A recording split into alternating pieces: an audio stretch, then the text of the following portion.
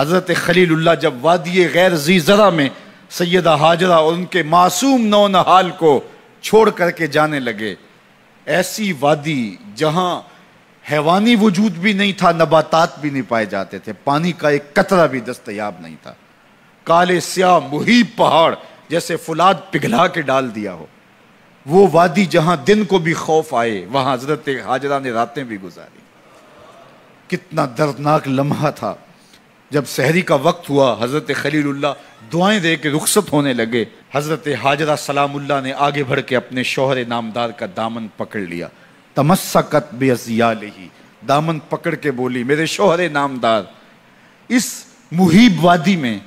اس پہاڑوں کے دامن میں جہاں دن کو بھی خوف آئے،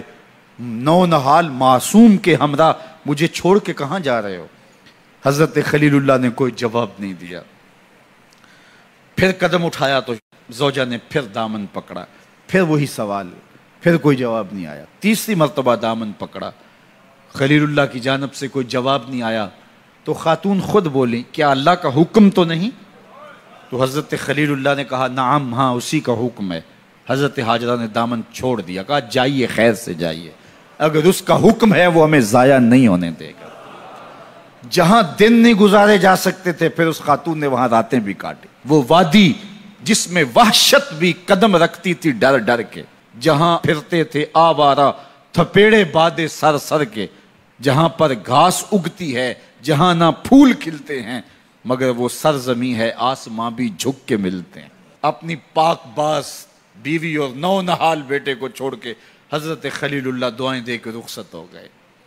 تھوڑا سا توشہ تھا، 2-1 دن کے بعد ختم ہو گیا، پھر ماں کی چھاتی سے دودھ بھی خشک ہو گیا، نونہال پیاس سے تڑپنے لگا، ماں تو پھر ماں ہوتی ہے، تڑپتی ہوئی ممتا کا دل بے قرار ہوا۔ ایک پتھر کے سائے میں معصوم اسماعیل علیہ السلام کو لٹایا اور پانی کی تلاش میں جبل صفا پہ چڑھی، اطراف میں آسمانوں کی طرف دیکھا، کہیں کوئی پرندے اڑتے دکھائی دیں اور پانی کا نشان ملے اور میں وہاں سے بیٹے کے لیے 2 بوند لے آؤں، لیکن کچھ دکھائی نہیں دیا۔ تا حد نظر پھیلا ہوا آسمان ہی آسمان ہے اور پہاڑ ہی پہاڑ نیچے دکھائی دیتے ہیں۔ پھر مروہ پہ آئیں، درمیان میں نشیبی جگہ تھی، وہاں بیٹے کا من موہنا چہرہ دکھائی نہیں دیتا تھا، دوڑ کے گزری اور جا کے صفا پہ گھوم کے دیکھا، کچھ نظر نہیں آیا، ادھر بھی دیکھ لیا ادھر بھی دیکھ لیا، لیکن ماں تھی، پھر دوبارہ صفا پہ آئی، صفا پہ دیکھا کچھ دکھائی نہیں دیا، پھر تڑپ کے مروہ پہ آئیں،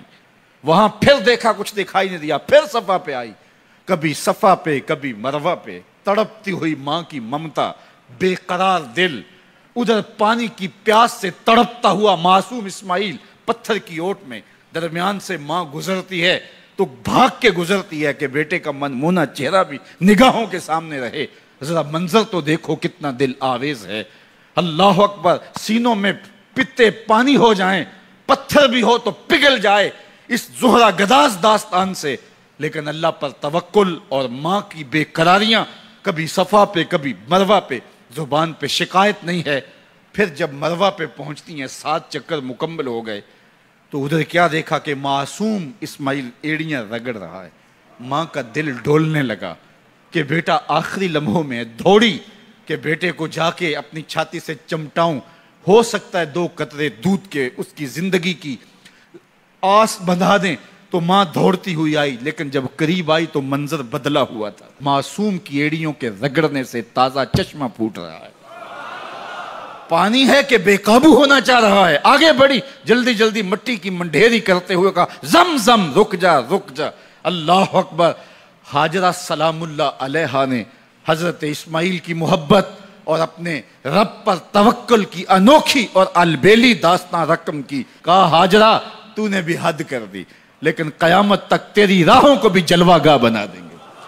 یہاں نبی بھی دوڑیں گے، ولی بھی دوڑیں گے، غوث بھی دوڑیں گے، کتب اور ابدال بھی دوڑیں گے، شہنشاہ بھی دوڑیں گے، کج کلا بھی دوڑیں گے، یہ دوڑنا ہم عبادت بنا دیں گے، حتیٰ کہ امام الانبیاء بھی ان راہوں کی سائی کرتے رہے۔ عجیب رنگ، عجیب منظر اور عجیب کیف کا عالم۔ اچھا، یہاں رک کے ایک بات کرنا چاہوں گا، اگر آپ کی توجہ ہو، جہاں حضرت ہاجرہ دوڑیں اور ان کے مبارک قدم وہاں لگے اور لگ کے ہٹ گئے عارضی نسبت ہے، مستقل نسبت نہیں ہے. جہاں ان کے قدم لگ کے ہٹ گئے وہ جگہ تو جلوہ گاہ بن گئی، اور جہاں حضور خود جلوہ فرما ہیں وہ گنبد خضرا جلوہ گاہ کیوں نہیں ہو سکتا ہے؟